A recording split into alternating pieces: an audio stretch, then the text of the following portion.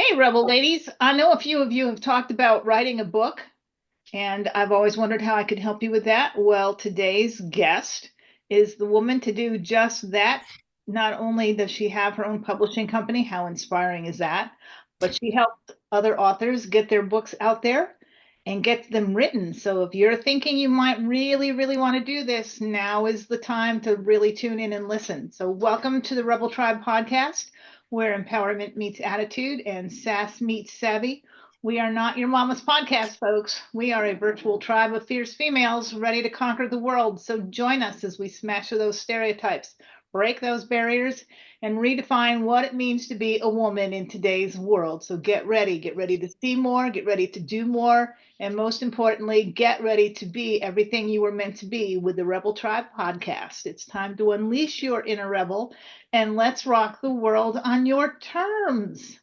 So my guest today is Amanda, say that three times fast. Amanda Nell Edgar. And she is the owner and founder of a beautiful publishing company. And I'm going to let her tell you all about it. I'm not even going to tell you the name of it. I'm going to let her because well, Page and Podium. It's like it covers everything that you do. So it's, you see all these other publishing companies that are kind of like, yeah, Page and Podium. It just really sums up everything. Okay. Yeah, and we've got that alliteration, especially if you do Page and Podium Press. Yep. It's perfect. It's perfect. So if you'd like to take a few minutes just to tell us about yourself, and then let's get right into some discussions about what you do and how you do it and how you can help my ladies. Yeah, sure. Well, I am a three-time traditionally published author. Two of my books are award-winning books. I write mostly about social issues as well as, things like being in touch with yourself, knowing who you are, trusting your own judgment, that kind of thing. My publishing company follows very much the same type of guidelines. We work with people who want to use their stories to change the world. So we have a variety of ways that we help people do that, all the way from our group program for women, and newly we're adding men in December who want to write their life stories with group support and professional training. All the way through, we will write and publish your entire book for you, and you can just hang out and watch TV while we do it. Where were you when I was writing mine? Okay, so I love the name. So before we do anything else, please tell me how you came up with Page and Podium because I really do. I love the name and I love language and words. So yes, I love the alliteration, Page and Podium Press. It's so yes, please explain where that came from. Absolutely. Well, so as I said, we work with people who want to use their stories to change the world. So very often with books, that includes not only getting that book out, making sure that it's in front of the readers who need it, but often you're also going to be pairing that with some sort of speaking. So that either is live speaking, it can be podcasting. I'm seeing a lot of people who are doing short Instagram or TikTok reels. But what we've found is that most of the time, folks are going to be out there talking about their story as well as writing their book. So when I was rebranding our company in, I guess it's been now about a year, I was really just brainstorming. I think there were maybe 75 options we had. And I'll tell you, once I found Page and Podium, I thought, oh my gosh, that's it. We don't need to look anymore. That's perfect because yes, that's one thing I discovered when I published my first book was they also wanted me to speak and I was not very good at it.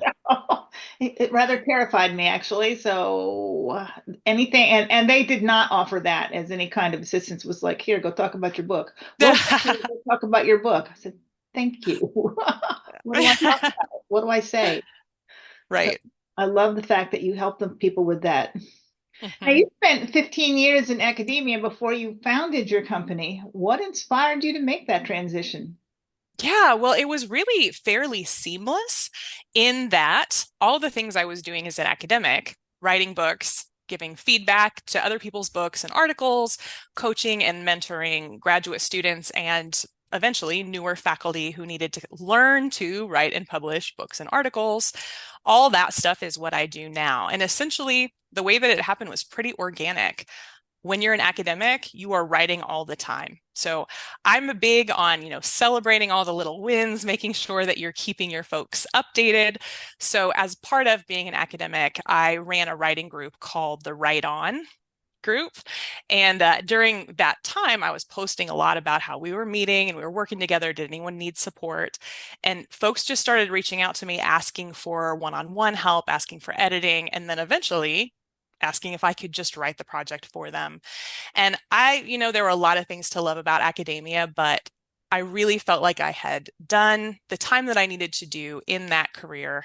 And it was time to do something else. I love to learn. I'm a lifelong learner, and I was just honestly a little bit bored. I felt like I needed a new challenge. I needed to learn a totally new industry, and certainly entrepreneurship is that. So how do you guide your authors through the process of confronting? Because if you're writing your life story, you're probably confronting maybe some very difficult personal experiences. How do you guide them through that and help them turn that into a powerful, inspiring story? Yeah, so there really are two components. The first is we have a really dialed in system to help people figure out how to make their story into something people want to read. So that is called the memoir method, and that's the same name as our group program, the memoir method. And that is a series. In the beginning, people go through a series of 8 or 9 steps where we are having you dump out all the stuff that you want to talk about, figure out what the cohesive message is, figure out the start and end and the kind of hot spot points in the middle, and then eventually come up with a full outline. So that's the technical part. But I love that you're also getting at the emotional part, because that is totally a real thing. What I find is that usually the first few chapters, folks are pretty good with those. Oftentimes we've rehearsed them in our mind, right? Like we kind of know what we want to say. It is usually around that midpoint, which in a strong narrative, the midpoint is sort of the point at which you take your agency. You start to be the one that's in control of things. Usually I find around there is when that kind of emotional difficulty starts to collide so the emotional difficulty of your memories starts to collide with the emotional difficulty of being so tired of writing your book. So really, that is just about relationships for us. In our group program and in our one-on-one, we just really try to get to know people. In fact, before you ever work with us, we send out a survey and we ask, what do you need if you start to really struggle? How will we know when you start to struggle? Are you going to ghost us? Are you going to be, asking a lot of questions that are kind of trying to procrastinate? What happens with you? We just really want to make sure that we tailor it to people, because there's unfortunately no one size fits all advice for working through really trauma in many cases for our clients.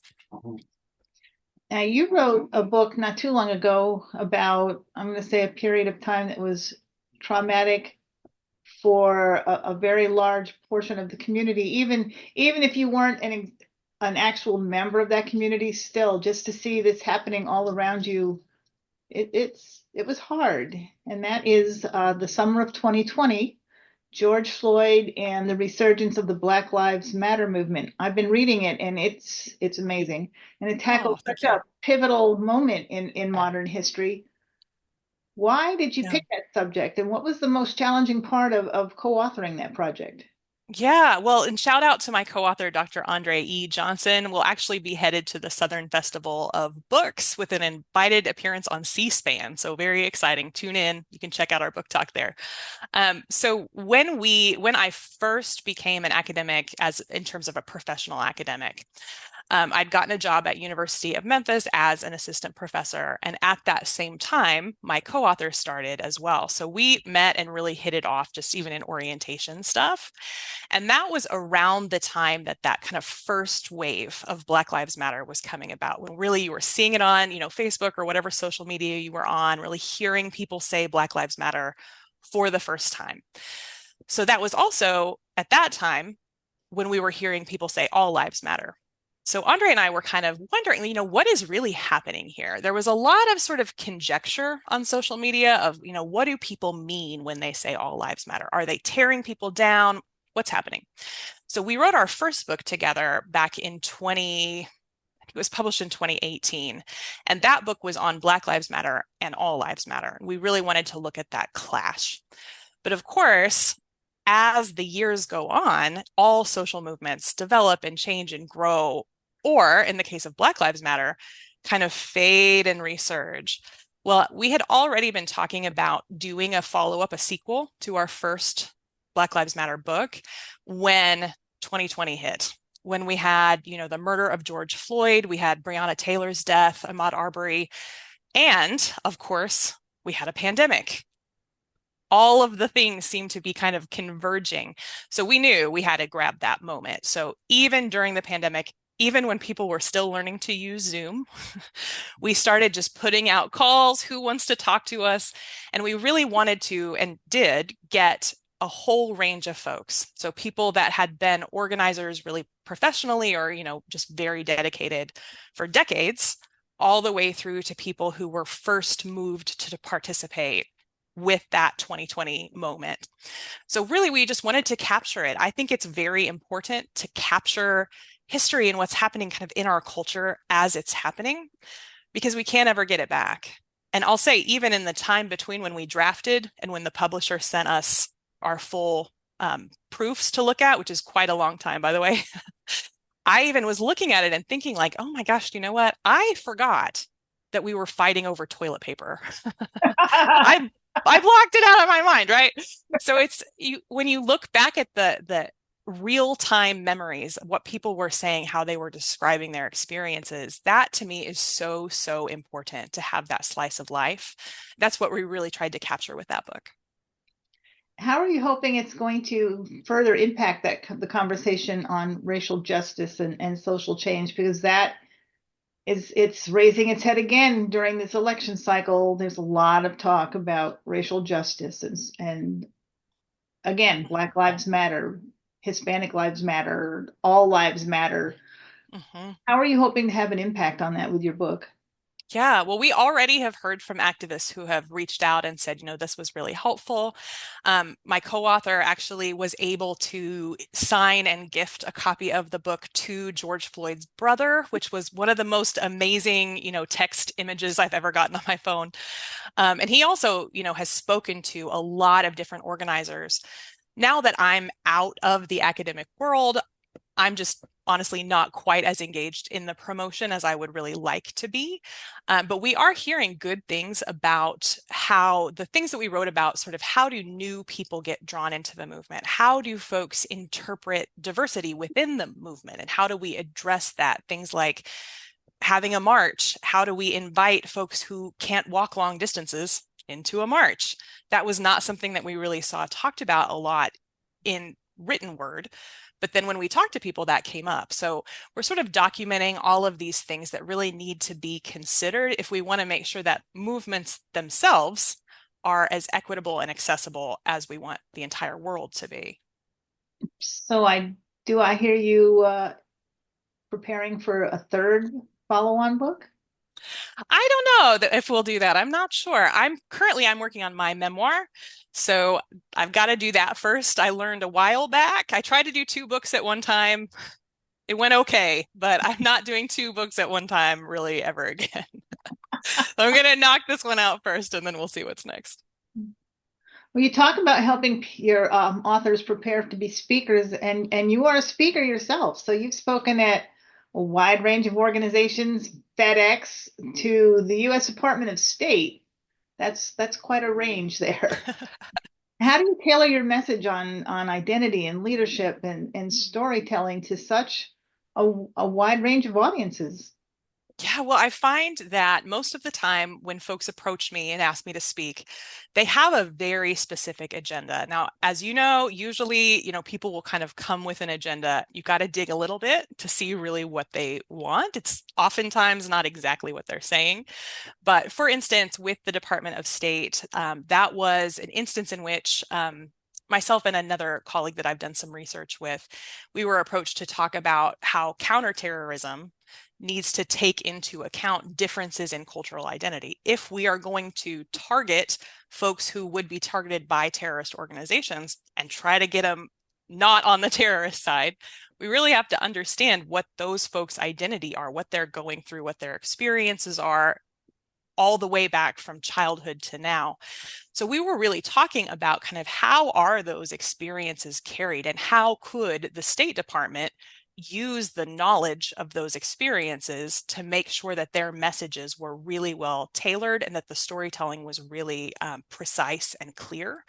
So in that case, we were talking a lot about kind of how do we think about what music choices, how do we think about what image choices.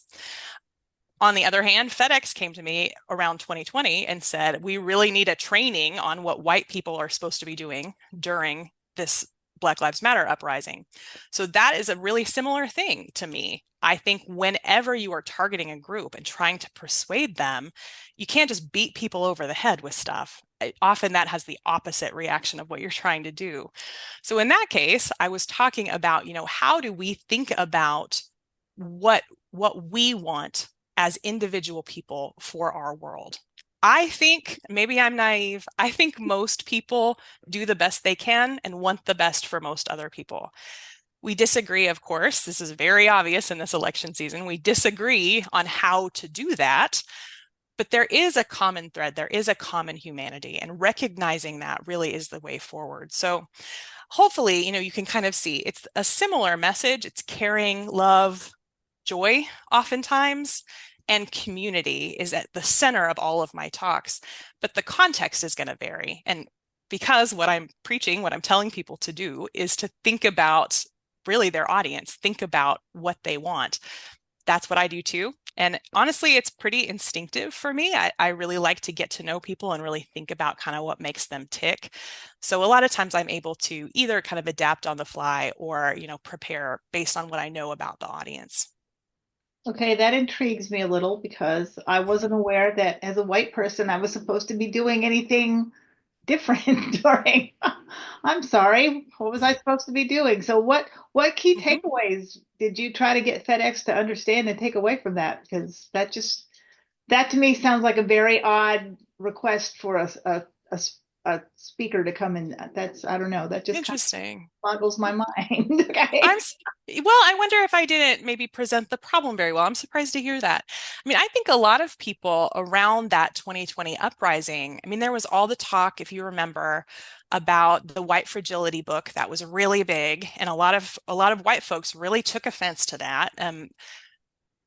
I have my own issues, by the way, with Robin DiAngelo and that book, so this is in no way a defense.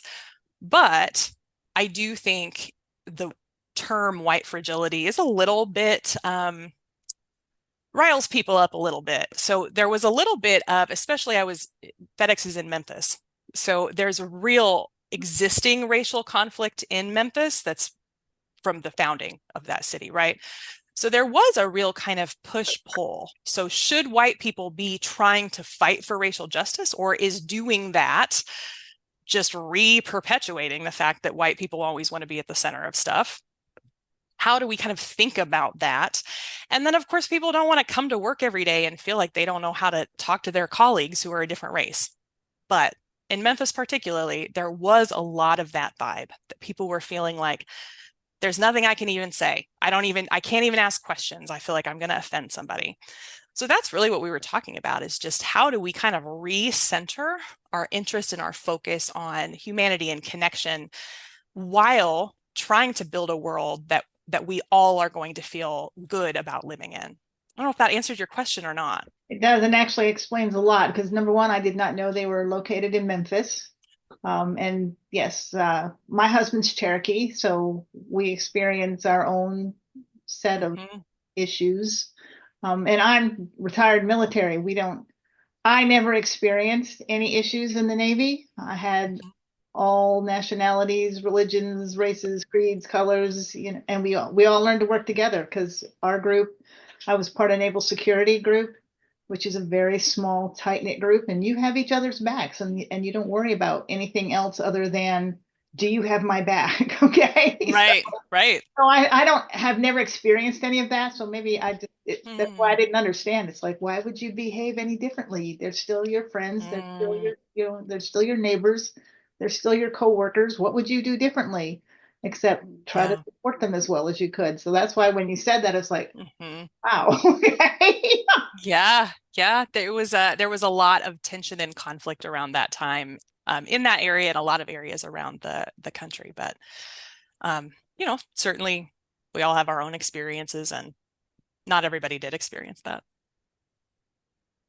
Oh, well, I'm glad you were able to help them out because that's sad that anybody would go to work not knowing how to talk to someone you've talked to for years and possibly as your neighbor and coworker, and then suddenly you're afraid to talk to them. That just Yeah. that's hard. I don't. It was a really helpful Q&A. There were lots of questions that folks had. And I think in a way, whenever we're talking about justice issues, not only race, right? But there's a lot of talk about trans issues and sexuality right now. And a lot of times I find that people, especially if you're somebody who kind of, you said something meaning the best and somebody really took offense to it, that can really have a chilling effect. And folks are just afraid to even ask questions. And that's a terrible feeling, right? So I think for a lot of I mean, this was for white folks, a lot of the white folks in the audience, I think it felt good to be able to ask their questions about Black Lives Matter, about racism and racial justice to a white person. I think it felt a little bit safer. So I actually always have said that I think is my role. Sometimes when I was in the academy, people would question, "You're white. Why are you studying race?" Well, of course, I also have a race. We just tend in our culture not to think about whiteness as a race, but of course it is.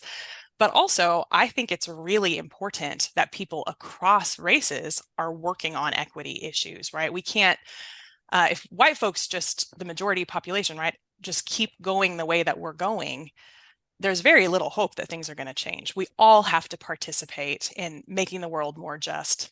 And part of that is having conversations about what that might mean.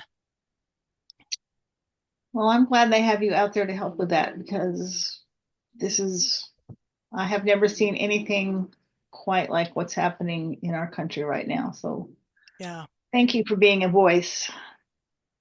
Yeah. Now, I know that you, and this is a prime example of how you help people overcome challenges. And especially, I know you help your leaders and your authors overcome challenges. Yeah. Have you noticed any kind of common threads in their stories? Is there like some kind of common theme that you've seen? Well, we tend to draw people who have been through some sort of trauma and then overcome it. So I would say, that's probably the main theme. But what I wonder if would be, interesting for your audience is the main theme that I feel like I see is that authors come to me with these amazing stories. Oftentimes they have so much experience in kind of whatever the area is of their either their trauma or, some related expertise.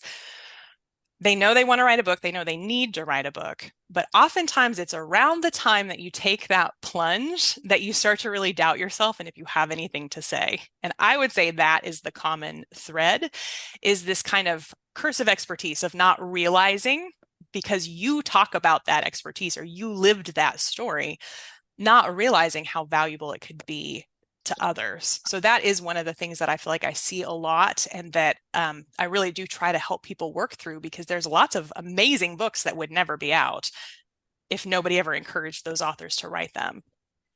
Well, I'm glad you said that because I experienced kind of the same thing with this podcast when I approach a woman to be a guest, I don't have anything to talk about. Well, you do, or I wouldn't be asking. Yeah, exactly, exactly. So you hear her, ladies? Step up. Absolutely. Yeah, Now, I like to I'll give you this little nugget. I like to tell people will say like, "Well, who would care about my story?" Nobody cares about my story. And I like to always say, nobody cares because they don't know.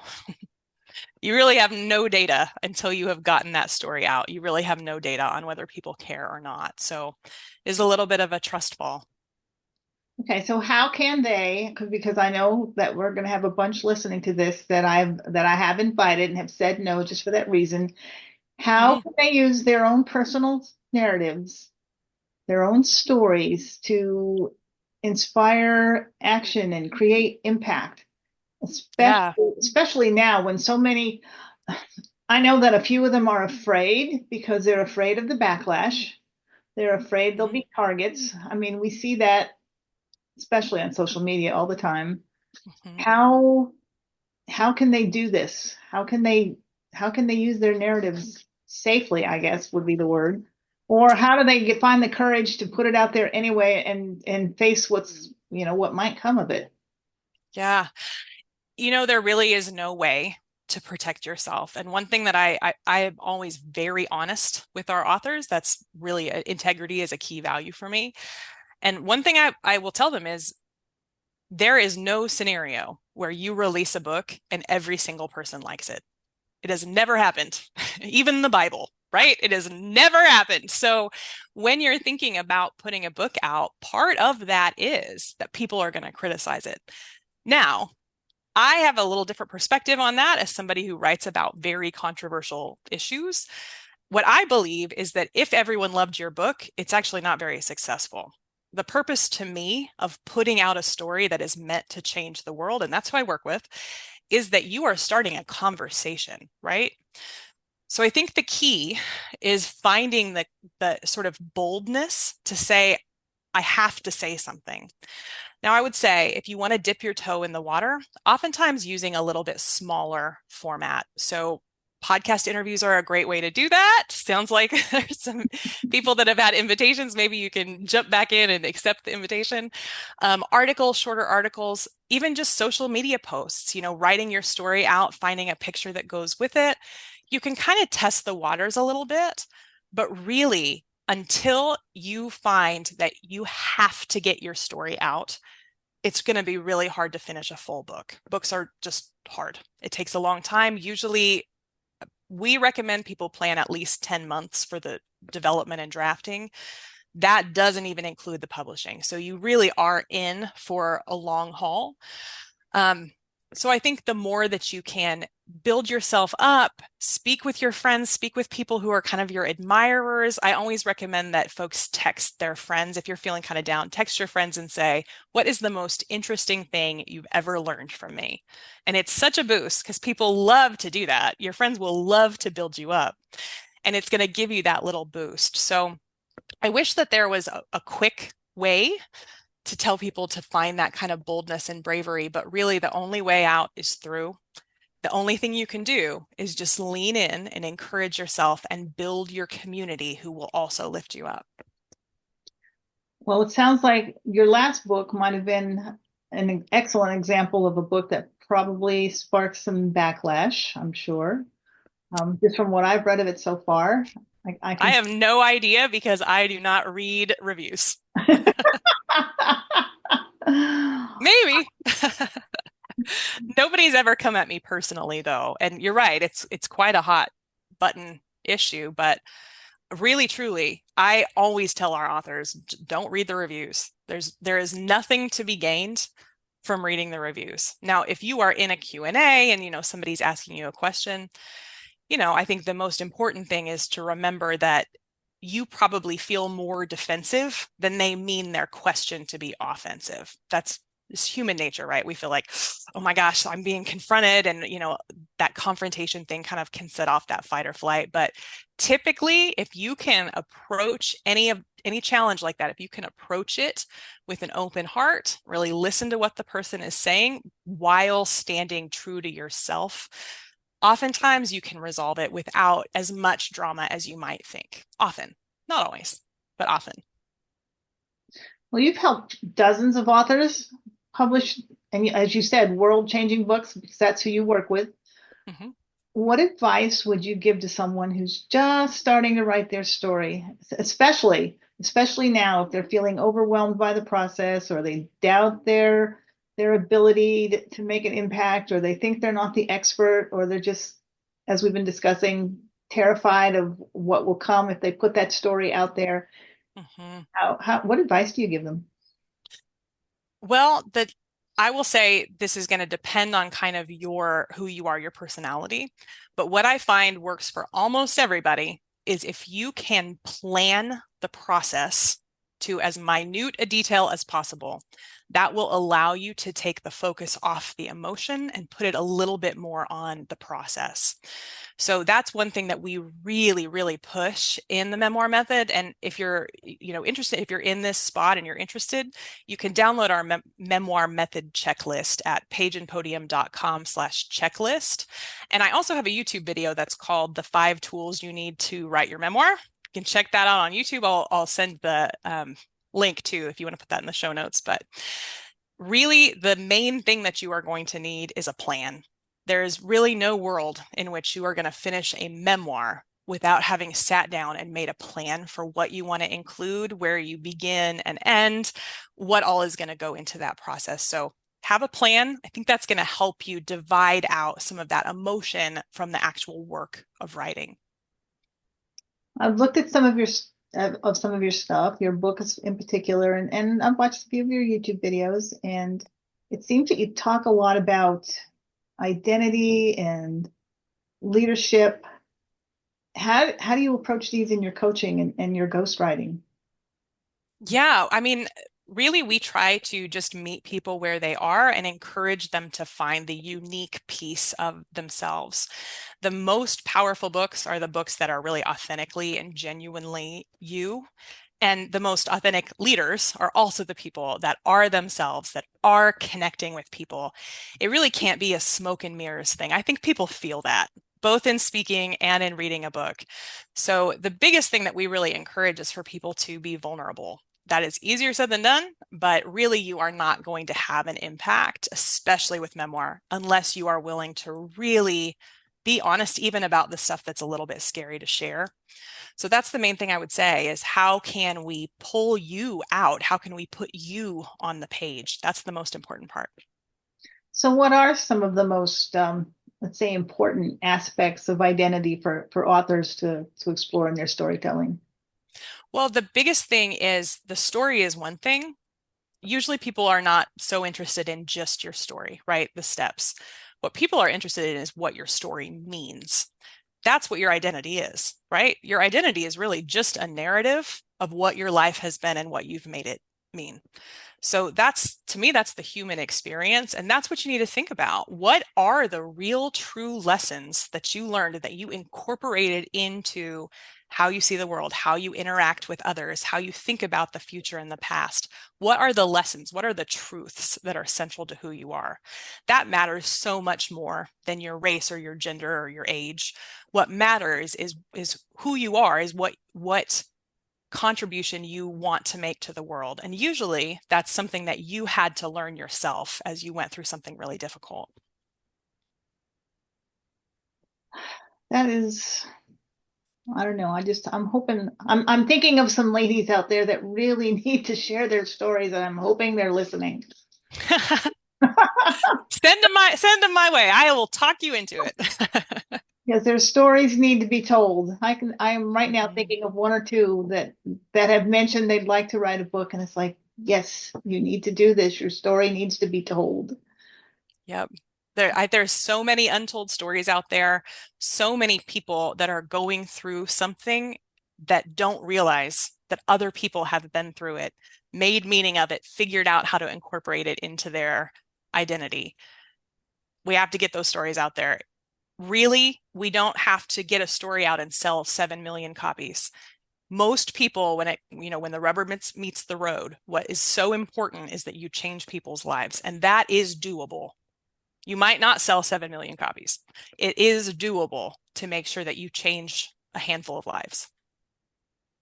And that's what it's all about. Yep.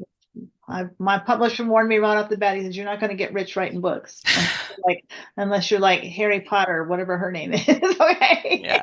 Yep. You have to have a lot of them. If you have a lot of them, it can start, you're still not probably going to get rich. But if you have a lot of them, it's nice when you want to buy a new sweater. But no, it's not thousands of dollars in your mailbox every week. But the authors that I have worked with, really when I, do a catch-up call with them, the things they want to share are not about the copies sold or the number of people at their talks. The things they want to share are I just had a man who got a letter from prison. Somebody had written to him and said, you know what, somebody gave me this book. I grew up in a really similar, he was from the projects outside of Detroit. I grew up in a really similar community. And this was so inspiring to me because I never thought I could write a book, but like you wrote a book. So now I can kind of think about my future in a different way. We have another author who was invited to the White House. She Whoa. met with Kamala Harris because she had told her story of running for office unsuccessfully, but she wanted to get it out there and help motivate women to run for office.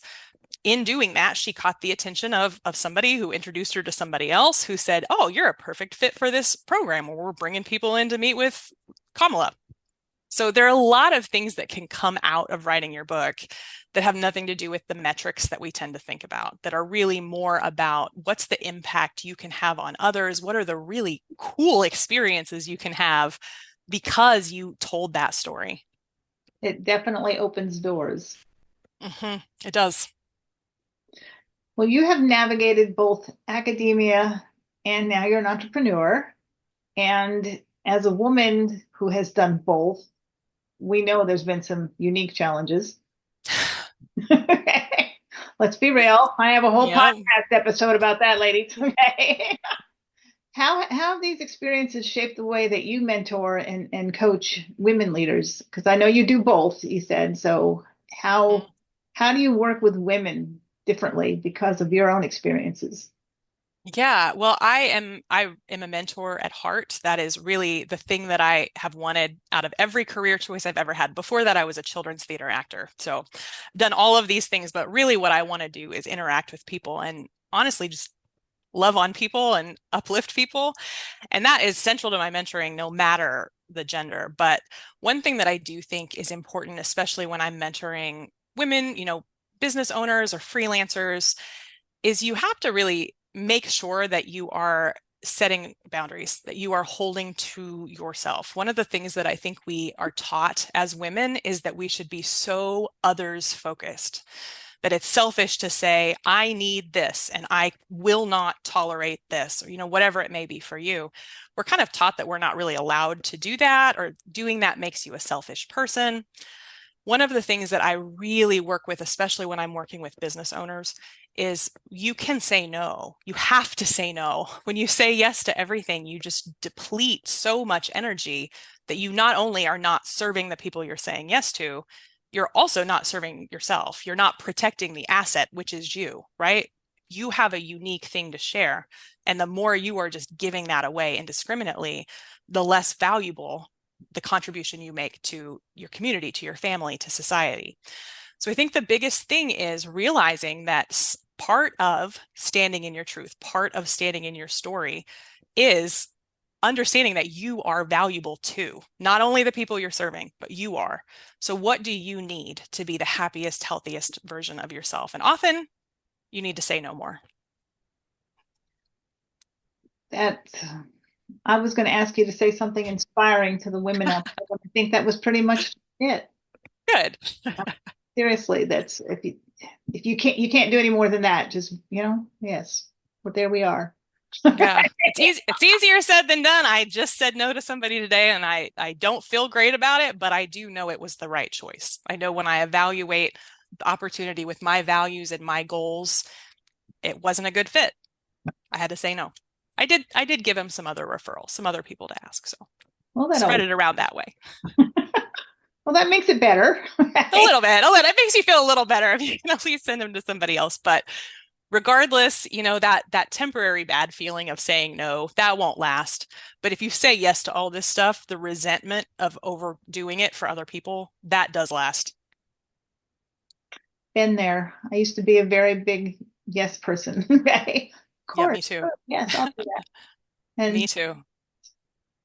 you can't. You can't do it all. So I appreciate you standing up and telling ladies it's okay to say no. Yep. Well, Amanda, this has been great, and like I said, I'm hoping that some of those ladies out there that have talked to me about how much they want to write their story are listening, and Yes. I'm going to put that link in the notes so that they can reach out to you if they want to.